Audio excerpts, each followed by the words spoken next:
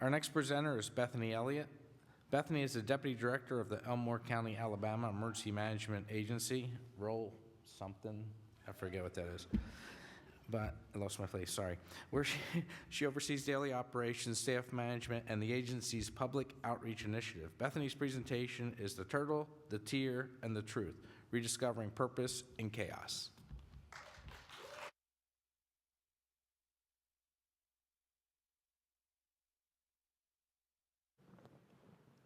Good morning. Thank you for being here today to hear my story. I hope you enjoy it. You're going to think it's a little off the wall, but just bear with me. We'll get there. So when COVID broke out in Alabama, I was working with our state EMA as one of the staff activated for our state's COVID response. And one sunny Thursday morning, I'm driving into our Unified Command headquarters, and I encounter a turtle in the road. Now, this is not an unusual occurrence. I live in a rural area. Pretty much any animal known to live in Alabama is a common sight in and along the roads I travel. Most of these critters will just scamper on out of the way as you approach them, but not those turtles. Oh no, they are a different breed. They'll just lock it down right smack in the middle of the road. And I'm a little bit partial to turtles, so I always try to provide assistance when I can. And I have done this so often over the years that somewhere along the way, I gave myself the title of Turtle Hero. Yeah. So, the turtles are, I'm famous with the turtles now, right? On more than one occasion, when I've stopped to offer an assist, I'm pretty sure I've heard one of those turtles say, "Yay, it's all gonna be okay. Turtle Hero's here to save the day." But anyway, on this quiet Thursday morning, I see this lovely little turtle, and I stop to do my Turtle Hero thing.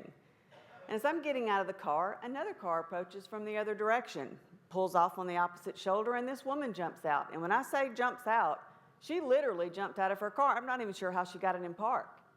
She comes running across the road, and she's waving her arms, yelling, "No, don't touch it, leave it alone, let me do it." I mean, you get the idea.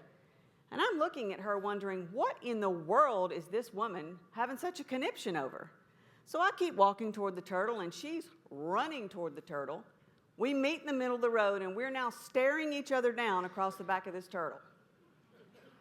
Right? And so I look at her, and I'm just like, I can't figure out what's going on. So I say, "Whoa, are you okay?" She starts crying. She's got a mask hanging from one ear. She's desperately trying to get it across the other ear. She's like freaking out. And I say, "Hey, calm down. Don't worry about the mask. You're not going to need it. Please tell me what's going on." So she starts pleading with me to let her save this turtle. She says this COVID thing is driving her insane. She feels so helpless. She doesn't know how to make a difference, but she really needs to feel like she's helping life go on in some way. So picture it now. We're standing in the middle of the road. There's a turtle at our feet, and I'm sure he's wondering, are they going to fish or cut bait? She's hysterical, and oddly enough, I get it. I totally get where she's coming from. I completely understand her sense of helplessness and her feeling of frustration. So I immediately yield that Turtle Hero cape to her. I told her, "Go ahead, do that thing, save that turtle." Because she needed to do that. I even took her picture as a reminder that she'd made a difference that day. She had saved a life. It didn't matter if she'd saved it from COVID-19 or a Chevy 19. She'd made a difference to a living thing. She had helped life go on.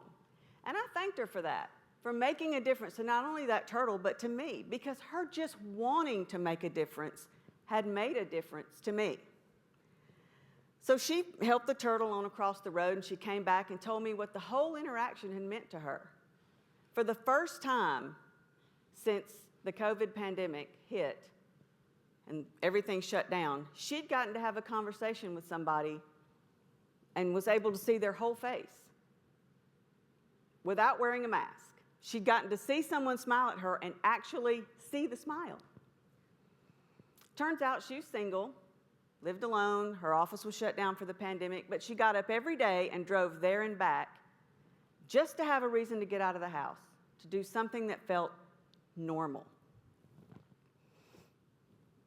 And so I had to be on my way. So I wished her well, told her I would look for her every morning. I'd give her a wave and a beep if I saw her. And as I drove on in, I replayed the whole scene in my head. What a small thing it had been for me to let her save that turtle. But what a big difference it had obviously made to her. I mean, she was grinning like a Chessy cat when we left there. And in that, I found motivation. COVID was an overwhelming experience. I mean, it was like nothing I'd ever known. I don't think any of us had ever known. It was just, I mean, so many times I sat there wondering, how in the world are we going to get through this? And I was convinced it was going to take something big, something monumental to make the difference, to make things right again, to bring them back to normal. But that morning, it occurred to me, maybe it's not some big thing that's going to change everything. Maybe it's a whole lot of people doing small things in big ways that's going to make the difference. And so I kept thinking about that, you know, small things, little things. And we've all heard it said, it's the little things that mean the most. And that's 100% right, because we can all do them. We can all do little things that make a difference.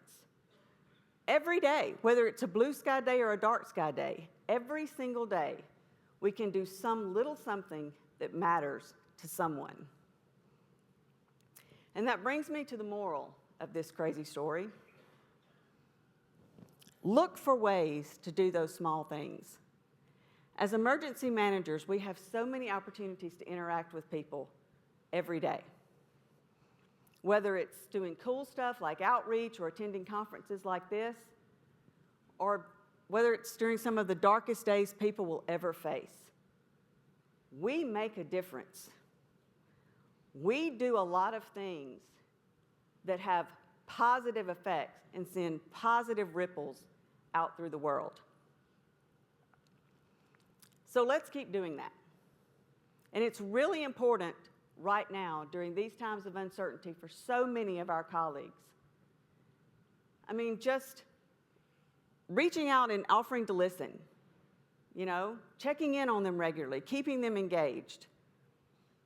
Things that seem so small to us, little gestures, make a big difference to someone who really needs to hear, hey, you know what? You're relevant. You matter. You're important. So that's what we need to do. We need to keep doing those small things, looking for ways to do them better, finding ways to do them more often. And why? Because you never know when that small act is going to make a big difference in someone's life. I mean, just ask a turtle. Thank you so much.